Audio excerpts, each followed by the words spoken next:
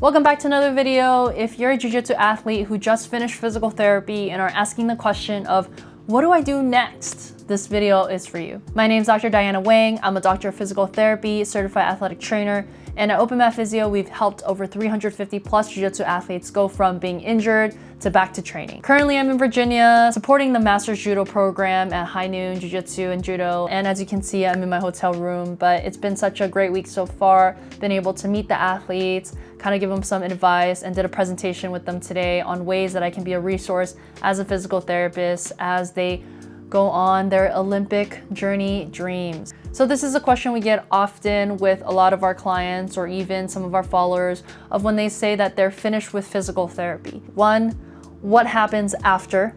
And two, do I have to do my physical therapy exercises forever? Which we'll answer together in this video. The short answer is after physical therapy, you are not done with doing things to upkeep your body.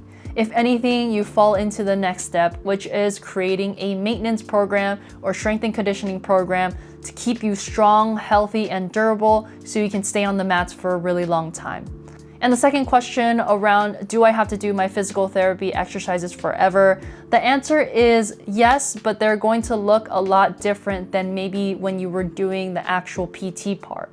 What they're gonna turn into is the warm-ups or movement preps that we'll talk about a little bit later. That'll be the way that you get your body active and ready for whatever tasks that you are going to be doing during your workout. Now, before we get into structuring a maintenance program or some tips on how to build out a maintenance program for your own lifestyle and your own life, let's get into why it is so important. In other videos, we've talked about how just because you get out of pain doesn't mean that you're ready to go back to Jiu Jitsu. Just because you're done with physical therapy doesn't mean that you just throw everything out the window and go back to training like you were before. All the hard work that you put into PT to get your body to where it is needs to be maintained. And this is where the maintenance programming comes into play. Jiu Jitsu is a sport where you have to stay strong, you have to stay fatigue resistant, and also as mobile as you possibly can to be able to stay at the training frequency and intensity that we all want to train at. And as much as there are so many programs out there of what you should be doing for your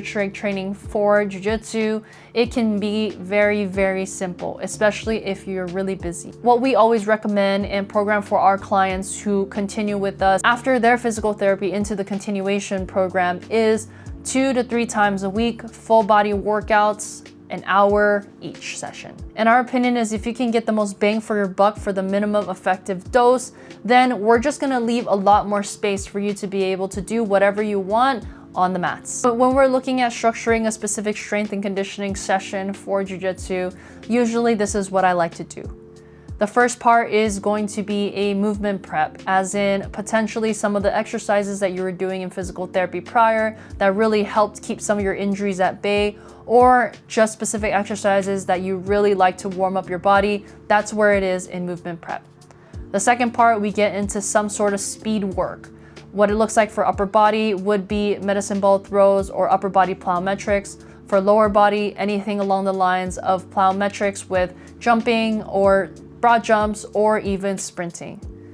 Then after that, we get into the strength work, which for upper body looks like anything like horizontal or vertical push-pull, or for the lower body, looking like anything like a squat, a hinge, or a lunge. Then after that, I really like to incorporate some accessory work for the upper body that could look like lateral raises, bicep curls, tricep dips, or for the lower body, anything that looks like calf raises, extra quad work, or extra hamstring work. That's typically what a general session would look like if we were to program for our clients, because we feel like it is all encompassing, and being able to stress the body with strength and speed is, in our opinion, one of the best ways to build a strong, well-rounded body. Now, here are a couple tips when it comes to creating a maintenance program for yourself.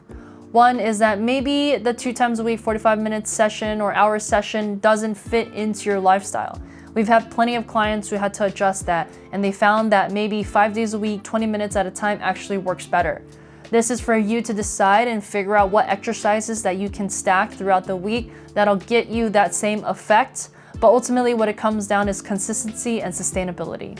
The next tip is that if you can figure out a way to track your workouts, whether that is in a notes app or even a different app, it's gonna help so much because you don't have to be perfect, you just have to be consistent. And if you know that you have something to track your workouts with, it's just making it so much simpler, so much easier for you to have that long-term success. And then the last part is just making sure you revisit your program every couple of months just to make sure that you're adjusting things the way that they should be, and sometimes even sprinkling a little bit of variety into it.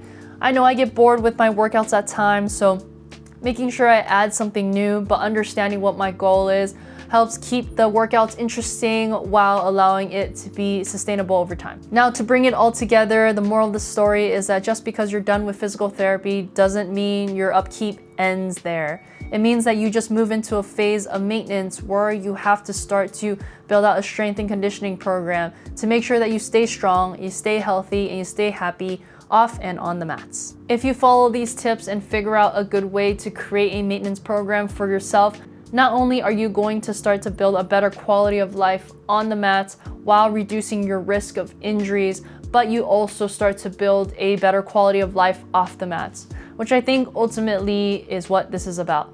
That's all we have for today. Hope you really enjoyed the video. If you have any extra questions, please drop them in the comment section. If you really like this video, then like, share, subscribe. Really appreciate all of your support.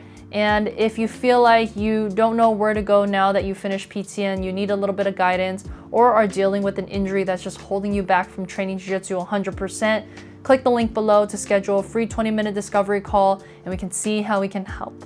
Thanks for tuning into this video and we'll see you in the next one.